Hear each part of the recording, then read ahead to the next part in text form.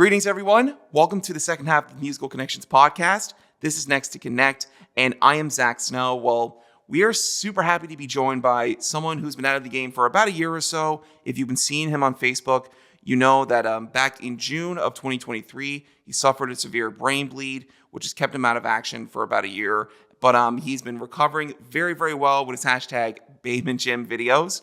And he made his first appearance at the MusicalConnections Awards back in September, where, quote, he got a load of applause for climbing up a shit ton of stairs.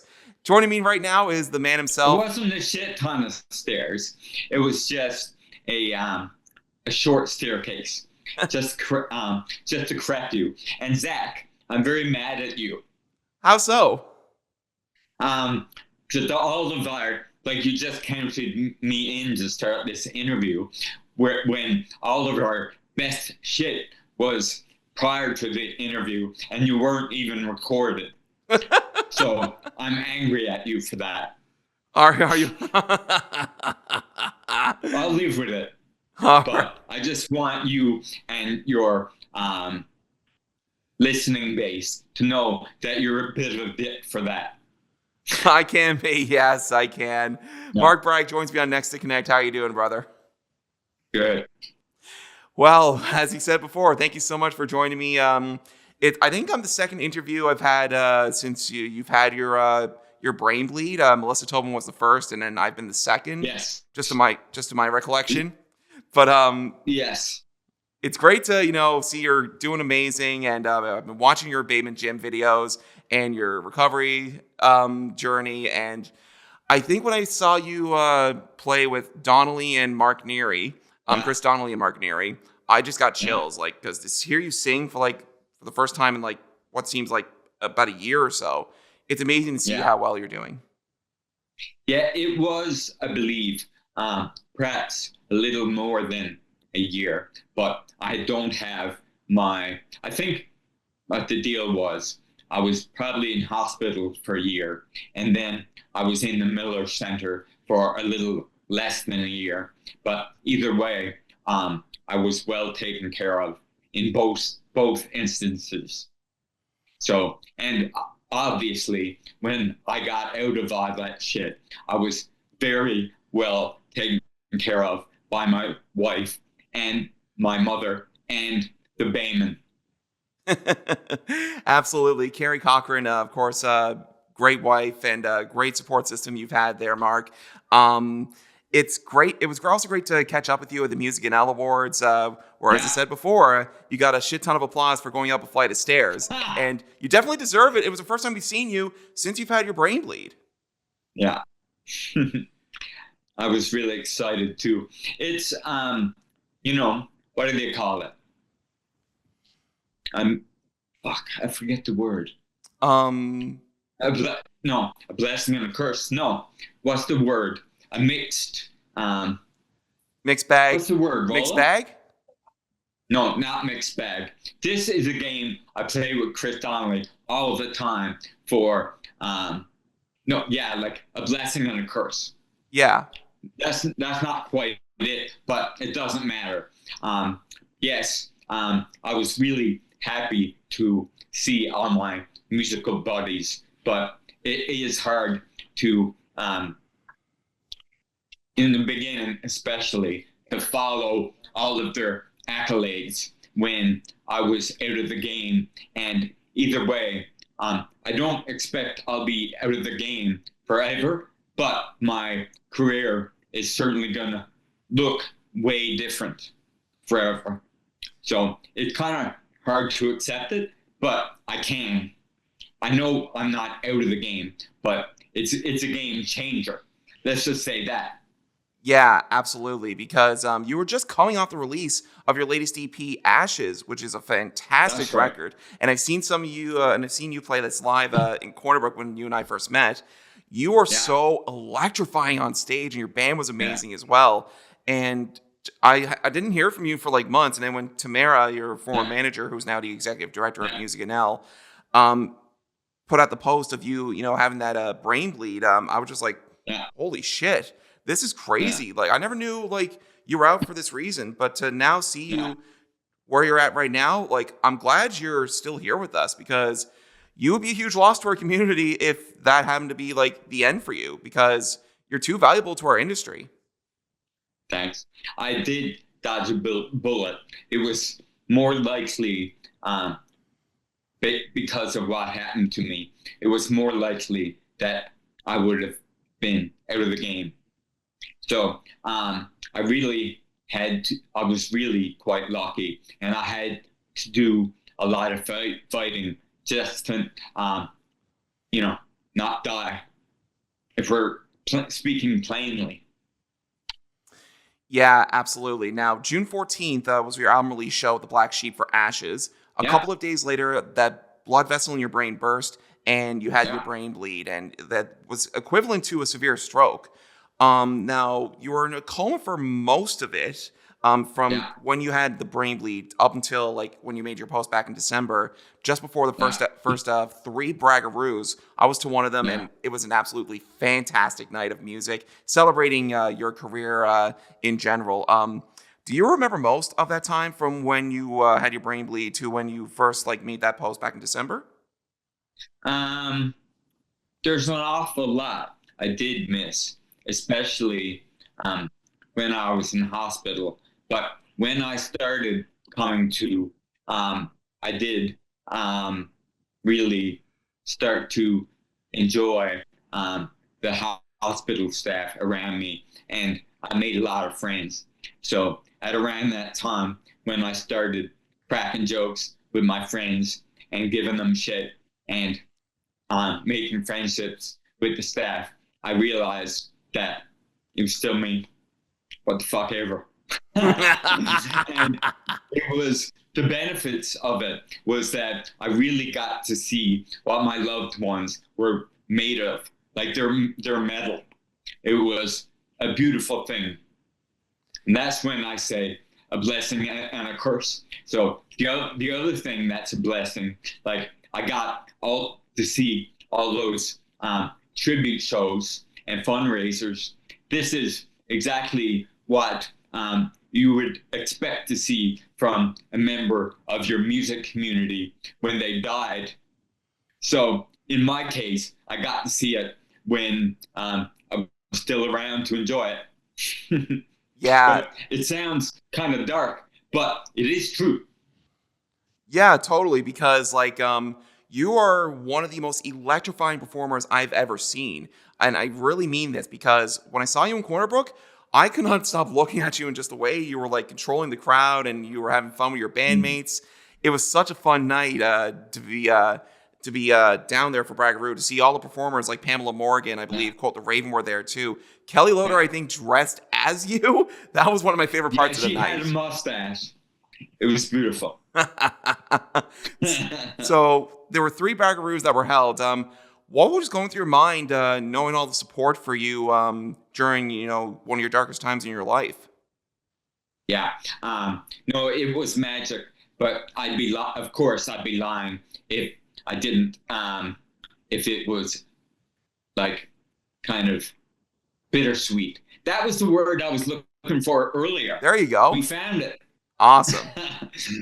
Yeah, it was bittersweet. Of course, because um, my game had changed. Like you were talking about the electrifying performance, like bombing around the stage, and that was one of the things I was known for. But that specific aspect of my music is probably like gone. That specific aspect. I believe my career will survive. I hope it will, but I don't know. It might not. But that's another thing that I gotta accept. I know for sure that bombing around the stage is not gonna return in the same fashion, but I can accept that. Like I can still sing, and that as well is will be entirely different than it was prior to the brain bleed. I've already been singing to try to see where I am with it. like when I just said where I am, like it didn't happen again. I get this flutter, which is, I believe it's called, anyway, that word will also come back to me. But it's, I think it's dysarthria. And Dysarthria. this is also why my words are choppy. Excuse me.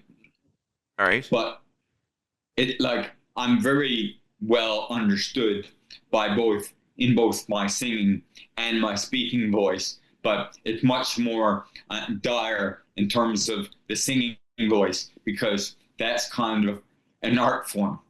The speaking, as long as you can communicate your meaning, is is not like is not as bad, but singing, you're communicating your meaning too, but you do it with soulful singing. And this, if I'm singing, it's going to be completely different. It's not going to sound the way I'm used to or the way that I want it to. But again, that's another thing I got to accept. But that's it. Do you think you'll ever be up on stage again? Possibly, but I might be like in maybe a chair, like some kind of backrest chair, like something that allows me to be in a standing position.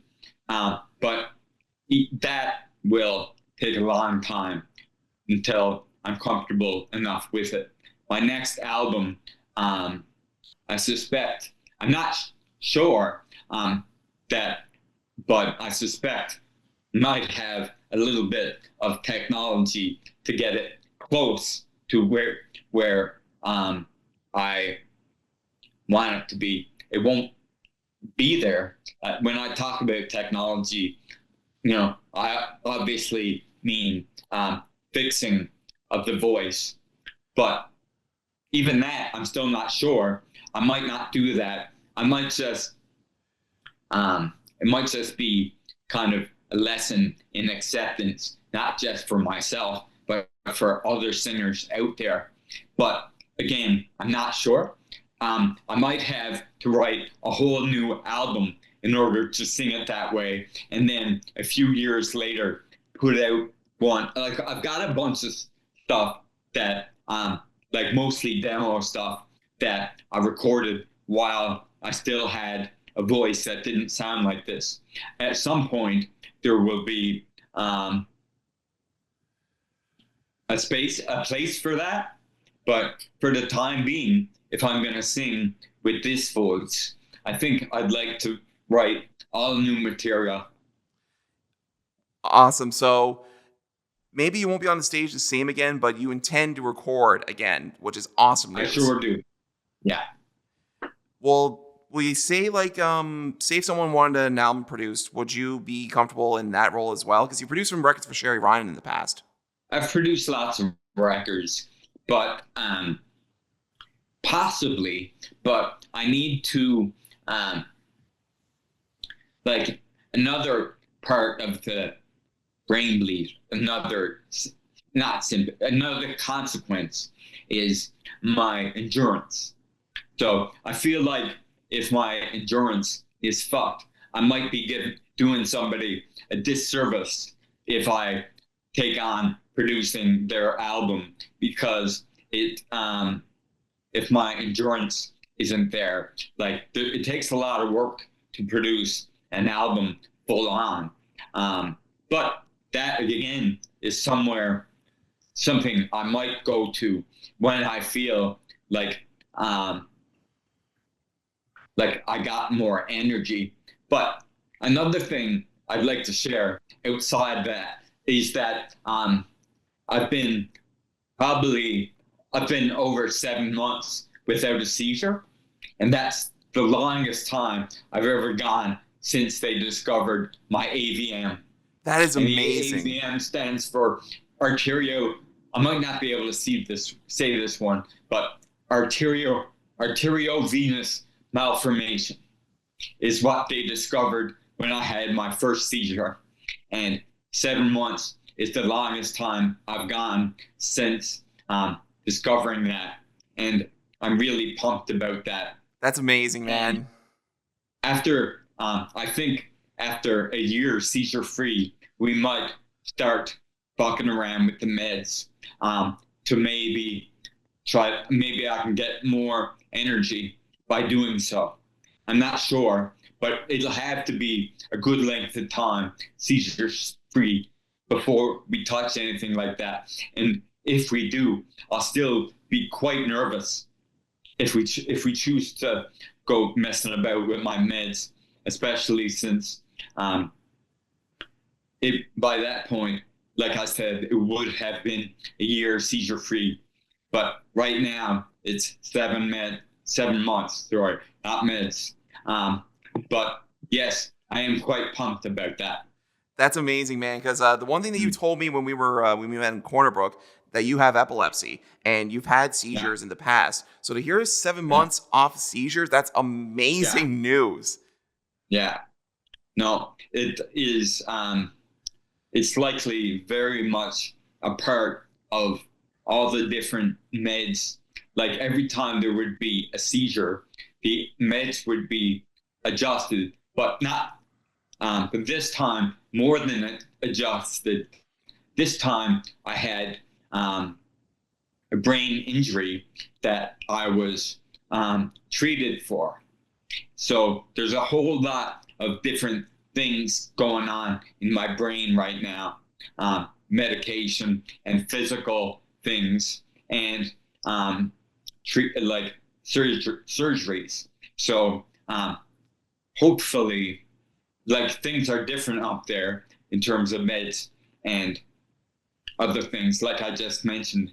So knock wood, I'll be able to go a year and maybe I can come off whatever meds are taking the most out of me in terms of energy. For sure. Now, of course, when it comes to the whole recovery process, I've been watching a lot of your videos.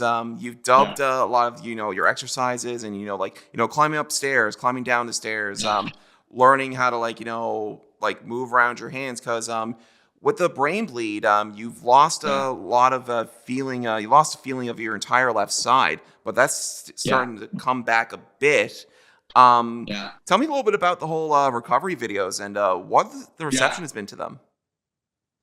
I believe that a lot of people, and like if they suffer major health consequences, maybe strokes, maybe something else, they don't kind of put them out there, or basically, for lack of a better word, advertise their problems, or the consequences to their injuries. But I don't mind doing that. And I think a lot of people in that situation appreciate seeing somebody who has kind of embraced their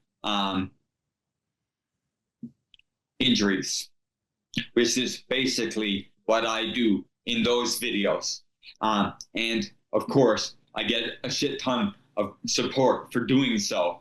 And like you said, most of the videos are me doing kind of fun things, like not letting it, like my lifestyle has certainly changed drastically, but I certainly still have fun in spite of that. Like the video of me kind of riding that, what's it called? Recumbent bike, I think they call it. I don't even know what it is either.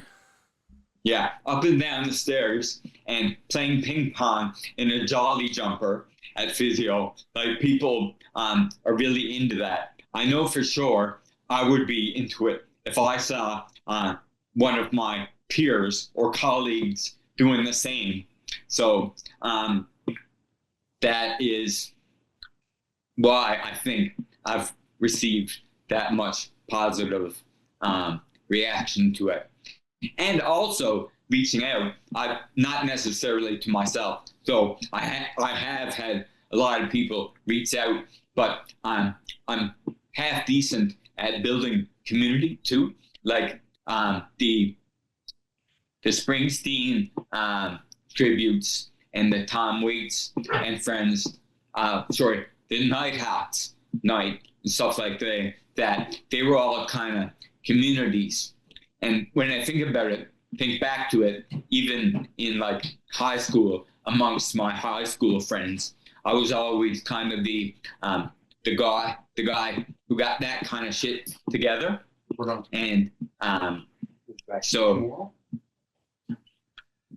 cool. Thanks for that story, Zach.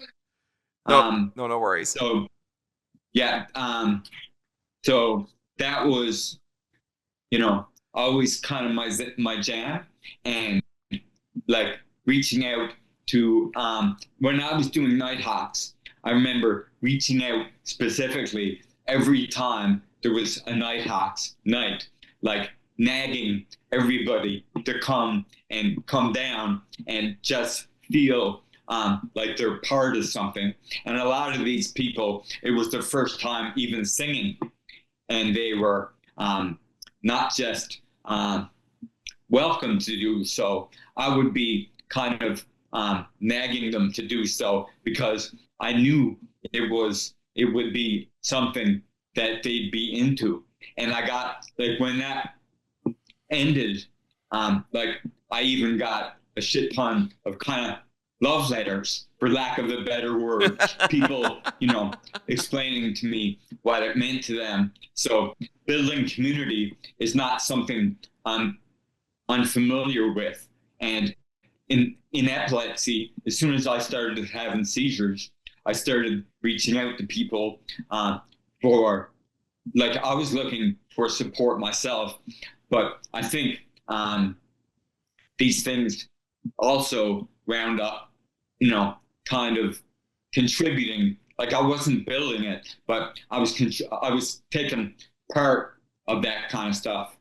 And there's kind of a bike camp for people with like strokes and stuff like that, people who can't necessarily ride a regular bike. So I was happy to take part in that as well. So I feel like I'm still part of the music community. That's not going anywhere. But I've also, met a lot more people through my health challenges, and I don't feel like that's going to be going anywhere soon either. Well, listen, you'll always be a part of the music community, whether you're here or whether you're not. You've been a huge fabric of our community for many, many years, and getting to experience you play live before the brain bleed, and the first concert that you do, whatever that looks like down the road, I'm so there. That's amazing, Zach. Thanks for that. Yeah, and I'm serious because, like, it's great to see you. You're doing amazing. Where are you at right now, personally, in your recovery? How do you feel?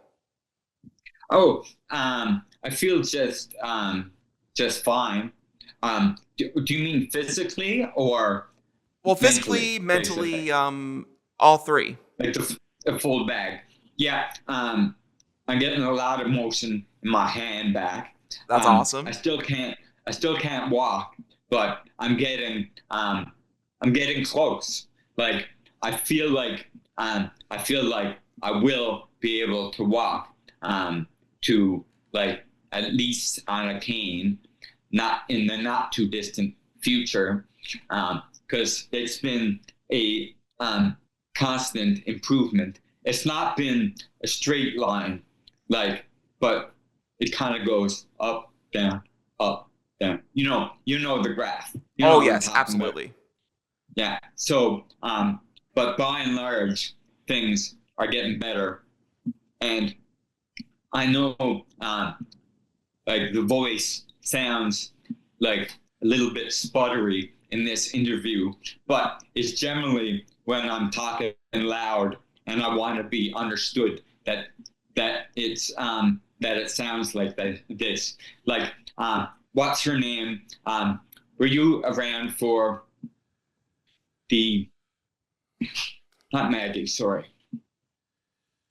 Who's got that shop downtown for the with the makes the t-shirts and stuff? Mandy Lee Daw, yeah. Mandy Lee Da. Sorry. So can you edit that out? Because I don't want her. Don't want her to know I forgot her name. You don't have to. I know. I'm fucking around.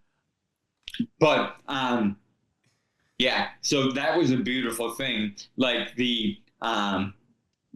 Like I'm talking loud now, so it's hard to keep that under control. Like I was explaining on the internet, one of the strategies I've been using, but I was taught this by a what are they called again?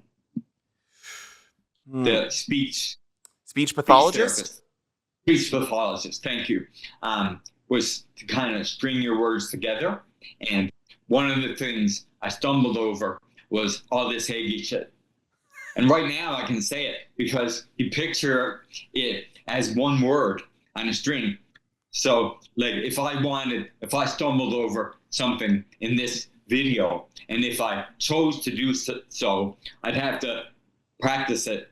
But right now, I'd rather have an interview. But if I stumbled over something, I could pause and demonstrate that process. I could pause and demonstrate that process. I could pause and demonstrate that process. And demonstrate that process. I could pause and demonstrate that process. Yeah, there you go. You know, that kind of shit. So I've been practicing that every time. Generally, it comes up, and it helps. I've been kind of doing the same with my singing. I practice that, and also my piano playing. Like when you probably can't see this now. I'm tapping on the computer, like, well, you definitely can't see it, but I do a lot of drumming. Like that was the weirdest part of this stroke, that I never thought that. I always thought I'd have my singing voice forever. I knew that, as you get old, you lose a lot of functionality. But I was kind of taught by my singing coach that as long as you use the proper technique, you can sing like right into your like right up there, kind of like Steven Tyler, who's got perfect kind of technique to he uses his voice very efficiently. That's the word. So, and I learned how to do so. So I was very surprised that there were other ways to lose your voice, because I was singing so efficiently. And I never thought that there were, I thought and hoped that because of the work I was doing, that I'd have my singing voice for much longer than I have. But yes, I still have it, but it's drastically compromised. Yeah, well, from what it is now, like your singing voice now has come a long way since your stroke. Well, your brain bleed, I should say, but it is equivalent to like a severe stroke. But that's same consequences, yeah. Yeah, but whatever it's gonna end up once you're like well enough to be back on stage again, whatever that looks like. I'm looking forward to seeing that. But I just want to like wrap up here right now, but there's a lot of things we can talk about, but just last question here. What's next for you, Mark? Next, I think the next thing is next is actually, I had released that Ashes album digitally, but I have physical copies now, and I'm not going to show you because they're top secret. But like the CDs look fucking fantastic, and the vinyl is going to look even better. Like you could tell it was made with a lot of love from Judd, like the design, and it. I got a feeling, and I only made very limited runs. I got a feeling that that people are going to want to haul those up off the shelves, especially since I'm at such a risk for, passing. Like, I had some very honest brain surgeons who were very straight with me that I was very lucky to be alive, and that the chances of me having another brain bleed have actually gone up quite significantly since I had one already. Wow. So I've accepted that too. But that's a whole other kettle of fish. So I want people to kind of like think about that while they're trying to decide whether or not they're gonna grab that Mark Bragg vinyl. So, but anyway, of course, I've accepted all these things, and in terms of my mental health, I'm doing quite well. And in terms of the other consequences, I'm working fucking hard on it, and things seem to be going quite well. Well, man, like it's been an absolute joy to watch you on your recovery. And now for people who want to keep up with the Bayman Gym videos and everything they need to know about the Mark Bragg journey on your stroke recovery, they can follow you on Facebook, right? Yeah. And I believe on Instagram too at Braggish. Yeah, that's right. Well, man, this has been an absolute pleasure to have you on the podcast for the first time ever. It's kind of unfortunate that it was under these circumstances, but at the same time, too, like, it's great to catch up with you, and it's great to see you that, you're still here and you're still kicking. Yeah. And once again, whatever that first concert looks like, I am so there. And Mark, thanks so much again for doing this. Thank you so much, Zach. That was great.